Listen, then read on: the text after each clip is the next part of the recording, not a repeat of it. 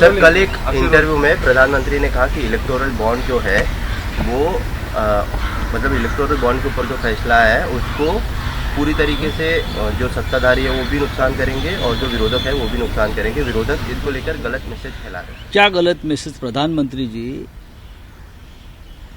देश के नेता है। प्रधानमंत्री जी ने भ्रष्टाचार मुक्त भारत की घोषणा की, जीरो टॉलरेंस करप्शन के बारे में। लेकिन ये इलेक्टोरल बॉन्ड जो है ये सबसे बड़ा घोटाला, सबसे बड़ा भ्रष्टाचार है। और प्रधानमंत्री जी भ्रष्टाचार का समर्थन करते हैं। 10,000 करोड़ के electoral bonds Bharatiya Janata party के खाते में जमा हो गए। चंदा दो धंधा लो, ये नीति से सरकार ने ऐसे ठेकेदारों को, कंपनियों को काम दिया जो ब्लैकलिस्टेड थी, जिनके ऊपर ईडी की एक्शन चल रही थी, सीबीआई की एक्शन चल रही थी, इनकम टैक्स, जीएसटी की एक्शन चल रही थी। और वो रुकवाने के लिए अगर सत्ताधारी पार्टी चंदा लेती है तो और प्रधानमंत्री आज उनका समर्थन करते हैं, ये कौन सी नीति है भ्रष्टाचार रोकने की? या धमकाकर वसूली किया है बहुत से कंपनी से, चंदा दो नहीं तो आपके ऊपर एक्शन हो जाएगी। जो जेल में है उनको छुड़वाने के लिए पैसा लिया भारतीय जनता पार्टी ने, और प्रधानमंत्री उनका समर्थन करते आज कि मैंने गलत क्या किया। ये प्रधानमंत्री से ये तो उम्मीद नहीं थी ना, इतनी तो उम्मीद नहीं थी। बोलिए सर, यही इंटरव्यू को ट्विटर पे नरेंद्र मोदी किया जा रहा है, तो स्क्रिप्टेड है, ऐसा ट्रोल किया जा रहा है। ये स्क्रिप्टेड है पूरी तरह से। प्रधानमंत्री के हर भाषण, चाहे पार्लियामेंट में हो, चाहे बाहर हो, चाहे किसी सरकारी एजेंसी को दिया हुआ इंटरव्यू हो, ये पूरा स्क्रिप्टेड है, पूरा स्क्रिप्ट है। उसमें नई बात कुछ नहीं है। बस हमने जो गलती और अपराध किए हैं उनका समर्थन करने के लिए इंटरव्यू दिया जाता है। पूरे देश में एक इस प्रकार की भावना है कि इलेक्टोरल बॉन्ड में बहुत बड़ा भ्रष्टाचार घोटाला हुआ है, लोगों ने देखा है, सुप्रीम कोर्ट ने कहा है। अब उनके ऊपर प्रधानमंत्री जी इस घोटाले का और भ्रष्टाचार का समर्थन करने के लिए एक इंटरव्यू देते हैं चुनाव से पहले, तो क्या करेंगे आप? सर, मराठीमध्ये काल नरेंद्र मोदी यांचा एक इंटरव्ह्यू झाला, ANI या वृत्तसंस्थेने इंटरव्ह्यू घेतला। त्यामध्ये त्यांनी इलेक्टोरल बॉन्ड्सवर सगळ्यात महत्त्वाची गोष्ट बोलली म्हणजे इलेक्टोरल बॉन्ड्स ही जी सिस्टम होती ती आम्ही देशातला काळा पैसा कमी करण्यासाठी केलं, मात्र आता काळा पैसा वाढेल। नरेंद्र मोदी हे खोटं बोलतायत। मी प्रधानमंत्र्यांना बोलत नाही, मी नरेंद्र मोदींना म्हणते, भाजपचे नेते जे गुजरातमधून देशावर प्रधानमंत्री म्हणून बसले होते, ते भ्रष्टाचारासंदर्भात त्याने केलेल्या घोषणा या भंपक आणि खोट्या आहेत। इलेक्टोरल बॉन्ड म्हणजे निवडणूक रोखेच्या माध्यमातून भारतीय जनता पक्षाने केलेला घोटाळा हा इतका भयंकर आहे। हे जर अन्य देशात कुठे घडलं असतं तर त्या प्रधानमंत्र्याला बडतर्फ करून किंवा त्यांनी राजीनामा दिला असता, राजीनामा द्यावा लागला असता आणि त्याच्यावर भ्रष्टाचाराच्या संदर्भात खटला चालवून त्याला तुरुंगात टाकला असता। निवडणूक रोखे हा किती मोठा घोटाळा आहे। चंदा दो धंधा लो, या धंधा चाहिए तो चंदा दो, पहले धंधा लो बाद में चंदा लो, या पहले चंदा दो बाद में धंदा लो। दहशत आणि वसुलीच्या मार्गाने हे पैसे गोळा केले। इलेक्टोरल बॉन्ड ही कल्पना वाईट नसावी, पण त्याचं भ्रष्टाचारात रूपांतर नरेंद्र मोदी, अमित शहा आणि त्यांच्या भारतीय जनता पक्षाने केलं। ज्या कंपन्या ब्लॅकलिस्टेड आहेत, जे ठेकेदार ब्लॅकलिस्टेड आहेत, ज्यांच्यावर ईडी सीबीआयच्या कारवाया सुरू आहेत, त्या रोखण्यासाठी पैसे घेण्यात आले, किंवा तुमच्यावर ईडी सीबीआयची कारवाई केली जाईल, पैसे द्या असं करून खंडणी वसुलीच्या मार्गाने पैसे गोळा केले भाजपने, किंवा ज्यांच्यावर कारवाई झाली आहे, जे तुरुंगात आहेत, त्यांना सोडवण्यासाठी त्यांच्याकडून इलेक्टोरल बॉन्डच्या माध्यमातून कोट्यावधी रुपये घेतले जाते।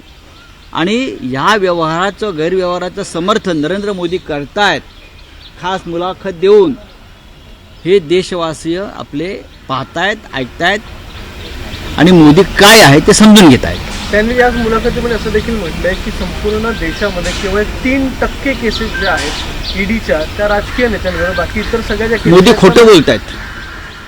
ते 3% केसेससुद्धा खोटे आहेत आणि बाकीचे सगळे भ्रष्टाचारी मोदींनी आपल्या पक्षात सामील करून घेतले. जे राजकीय लोक आहेत, जे उद्योगपती आहेत, त्याच्यावर मोदी का बोलत नाहीत? मोदी आणि त्यांचा पक्ष ED, CBI, income tax, GST या संदर्भात ज्यांच्यावर कारवाई झाल्या त्यांना आपल्या पक्षात घेऊन शुद्ध केलं. मोदी त्यांच्यावर का बोलत नाही तो विषय टाळून मोदी इतर सर्व विषयांवर बोलत आहेत. प्रश्न राजकीय की गैर राजकीय प्रश्न नाही आहे, प्रश्न तुमच्या वॉशिंग मशीनचा आहे. अत्यंत भ्रष्ट लोक, ज्यांना तुम्हीच भ्रष्ट सांगत होता, हे भ्रष्ट अजित पवार, हसन मुश्रीफ, अशोक चव्हाण, हेमंत बिश्व शर्मा, शुभेंदू अधिकारी, महाराष्ट्रात कचऱ्यासारखे आहेत, पालापाचोळा. या सगळ्यांवरती नरेंद्र मोदी आपण स्वतः भ्रष्टाचाराचे आरोप केले, त्यांना तुरुंगात चक्की पिसिंग आहे ना गाणं तुम्हीच केलेलं. तुम्ही त्यांच्यावर का बोलत नाही? बाकी इधर उधर की बात मत करो ना. इधर उधर की बात आप क्यों करते हो? टू द पॉइंट बोलो. अगर स्क्रिप्ट नहीं होगा आपके पास तो हम आपको स्क्रिप्ट लिख के देते हैं. क्या है, आम्ही तुम्हाला स्क्रिप्ट तयार करून देतो बोलण्याचं. हा जो इंटरव्ह्यू झाला तो पुन्हा एकदा ANI संस्थेनेच घेतला. याच्या आधी देखील जेवढे इंटरव्ह्यू दिले तेवढे बघा, हा मोदींच्या घरातला तुम्ही मामला घेणार आहे. का किंवा इतर कोणत्या पत्रकारांना संधी द्यावी का? मोदी इतर कोणालाही संधी देणार नाही. तुम्ही घेणार का इंटरव्ह्यू? हो, नक्की घे, का नाही घेणार. पण मोदी हे एक भयग्रस्त नेतृत्व आहे. मोदींना अडचणीतले प्रश्नाची उत्तरं देता येत नाही. हे आपण संसदेमध्ये पाहिलं आहे, बाहेर पाहिलं आहे. गेल्या 10 वर्षात मोदीने एकही जाहीर पत्रकार परिषद घेतली नाही. 56 इंचांची त्याची छाती आहे, त्याच्याबद्दल आम्हाला आदर आहे. ही छाती देशाच्या प्रत्येक प्रधानमंत्र्याला मिळो, बरं का, पण त्याचं मोजमाप खरं असावं त्या छातीचं. पण अशा 56 इंचाच्या छातीच्या प्रधानमंत्र्यानं गेल्या 10 वर्षात पत्रकारांच्या प्रश्नांना कधी उत्तरं दिली नाही. हे या देशाचं दुर्दैव आहे. सर, जो आपने आरोप आपने किया था देखिए, उसके ऊपर मुख्यमंत्री के जो बेटे हैं वो कहते हैं कि संजय राउत की जो मानसिक अच्छी बात है, मेरी मानसिकता ठीक नहीं है. हम बार बार भ्रष्टाचार के बारे में बोलते हैं ना उनके, तो ऐसे लोगों को मानसिकता उनको थोड़ी अच्छी नहीं लगती. लेकिन मैंने जो सवाल उठाया था उसके बारे में तो जवाब नहीं देते ना. कहाँ से आया पैसा? ये कौन सी ठेकेदार, कौन सी कंपनियां हैं जो आपको बार बार पैसे दे रहे हैं? आपका हिसाब कहाँ है? चैरिटी कमिश्नर के पास आपने हिसाब क्यों नहीं दिया है? ऑडिट क्यों नहीं किया है? हाँ, चंदे के बदले या धंधे के बदले में चंदा, चंदा के बदले में धंधा, यही चल रहा है ना. आप उसके बारे में जवाब दीजिए. हमारी मानसिकता क्या है, हमें कौन सी बीमारी है, वो जनता तय करेगी. आपने जो इस राज्य में भ्रष्टाचार की बीमारी लगाई है, भ्रष्टाचार बीमारू राज्य बनाया अपने महाराष्ट्र को. श्रीकांत शिंदे यांनी काल असं म्हटलंय की ही विसंगती आहे की जे स्वतः घोटाळ्यामध्ये अडकले तेच आमच्या घोटाळ्याबद्दल पत्र लिहितात असं त्यांनी. ते नक्की सुशिक्षित आहेत ना. ते जे कोण शिंदे आहेत, बाळराजे, ते त्यांना लिहिता वाचता येतं ना. मी असं ऐकलं की ते हाडवैद्य आहेत. ते माणसांची त्यांनी कधी हाडं तपासली की जनावरांची तपासली आहेत ते पहा. मला कोर्टानं जेव्हा सोडलं तेव्हा जो निर्णय आणि निकालपत्र दिलं आहे ते त्यांनी वाचायला पाहिजे. त्यांचं म्हणणं देखील असं ते त्यांनी वाचायला पाहिजे. आणि मग कोण कसे घोटाळे करतात आणि राजकीयदृष्ट्या कसं कोणाला फसवून अटक केली जाते अडचणीच्या लोकांना, ते या बाळराजांना कळेल. माझा त्यांना सरळ प्रश्न होता, आपलं जे काय फाउंडेशन आहे त्या फाउंडेशनमध्ये आतापर्यंत त्या नावावर 500 ते 600 कोटी रुपये गोळा केलेत की नाही त्यांनी सांगावं. त्यांचा जो आतापर्यंत 10 वर्षातला, विशेषतः आत्ता 2.5 वर्षातला जो उधळपट्टी आहे अनेक कार्यक्रमांवरची, ती 100 कोटीच्या वर आहे. अनेक कार्यक्रम, अनेक घोषणा, कोट्यावधी इथे वाटले तिथे वाटतोय, 500 गाड्यांचे पैसे दिले, या गाड्यात 100 कोटीच्या वर खर्च आहे. ॲडव्होकेट नितीन सातपुते आणि रिसर तक्रार धर्मादाय आयुक्ताला केले. आपण त्याच्यावर का बोलत नाही? का नरेंद्र मोदी की हवा तुम्हाला लागली, इधर उधर की बात करो, इधर उधर की बात नहीं चलेगी। माझा टू द पॉइंट अत्यंत साधा प्रश्न आहे, तुम्हाला हे पैसे कोणी दिले, त्या देणगीदारांची नावं जर तुम्ही देणार नसाल तर आम्ही देऊ, आणि त्या बदल्यात सरकारनं त्यांची कोणती कामं केली, 1 नंबरची आणि 2 नंबरची। ठीक आहे, चलो थँक्यू। माहिती मिळू शकते, मात्र त्यांना एवढी खाज असेल तर त्यांनी शोधावं असं देखील श्रीकांत शिंदे म्हणतात।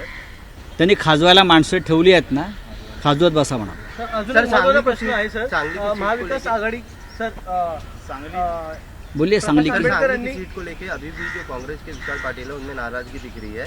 महाविकास आघाड़ी ने ये क्लेम किया है कि सभी बैठक देखो, व्यक्तिगत नाराजी हो सकती है, हमारे लोगों में भी बहुत सी सीट पर नाराजी है, क्योंकि हमने रामटेक की सीट कांग्रेस को क्यों छोड़ी, कोल्हापुर की सीट क्यों छोड़ी, अमरावती की सीट क्यों छोड़ी, ये हमारे लोगों में नाराजगी है।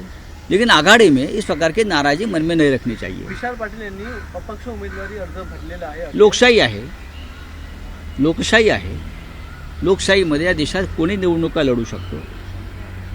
विशाल पाटील हे माझ्या माहितीप्रमाणे काँग्रेसचे कार्यकर्ते आहेत, काँग्रेसचे उपाध्यक्ष आहेत, वसंतदादा पाटलांचे नातू आहेत, ज्यांनी कधीच काँग्रेसची बेईमानी केली नव्हती। उमेदवारी हा वेगळा विषय, आणि मला असं वाटतं की ती जी परंपरा आहे काँग्रेसची, त्या परंपरेला तोडून ते कुठे काही वेगळी भूमिका घेणार नाही। विशाल पाटील हे एक चांगले कार्यकर्ते आहेत, नक्कीच आम्ही त्यांच्याशी परत संवाद साधण्याचा प्रयत्न करू। एक अजून प्रश्न होता, म्हणजे प्रकाश आंबेडकर यांनी देखील आपला जाहीरनामा वचननामा जाहीर केलेला आहे, बीजेपीने जाहीर केलेला आहे, मात्र महाविकास आघाडीचा वचननामा किंवा जाहीरनामातून जाहीर केला 1-2 नाही। दिवसात होईल। काय आज आम्ही शिवसेनेचं जे गीत आहे, मशाल गीत,